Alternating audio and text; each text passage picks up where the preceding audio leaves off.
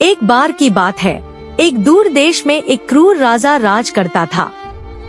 वह बेहद स्वार्थी और कठोर दिल का था। उसकी प्रजा उसके अत्याचारों के कारण डर और पीड़ा में जीवन बिता रही थी। राजा अपनी शक्ति के घमंड में चूर था और उसे अपनी प्रजा के दुख दर्द की कोई परवाह नहीं थी।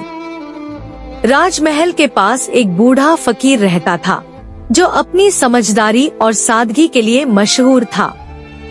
लोग अपनी समस्याओं का हल पूछने के लिए उसके पास आते और वह उन्हें धैर्य और न्याय का पाठ पढ़ाता।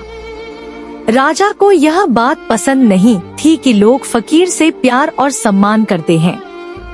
एक दिन राजा ने फकीर को अपने महल में बुलाया और कहा, मैंने सुना है कि तुम लोगों को मेरे खिलाफ भड़काते हो, क्या यह सच है? फकीर मुस्कुराते हुए बोला, महाराज, मैं केवल लोगों को सच और न्याय का मार्ग दिखाता हूँ।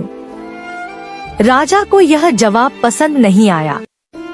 उसने गुस्से में आकर आदेश दिया कि फकीर को जेल में डाल दिया जाए।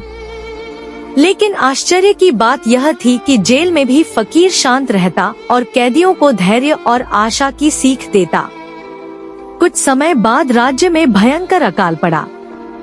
लोग भूख से मरने लगे, लेकिन राजा ने अपने खजाने से मदद करने के बजाय अपने ऐशो आराम में मस्त रहना चुना। आखिरकार प्रजा ने विद्रोह कर दिया। लोग महल के द्वार तक पहुंच गए और राजा को गद्दी से हटा दिया।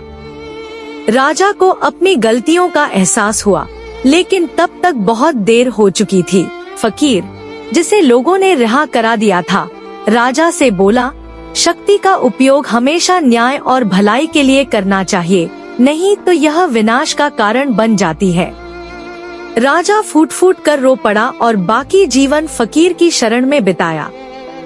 इस तरह राज्य में न्याय स्थापित हुआ और लोग शांति और खुशी से रहने लगे।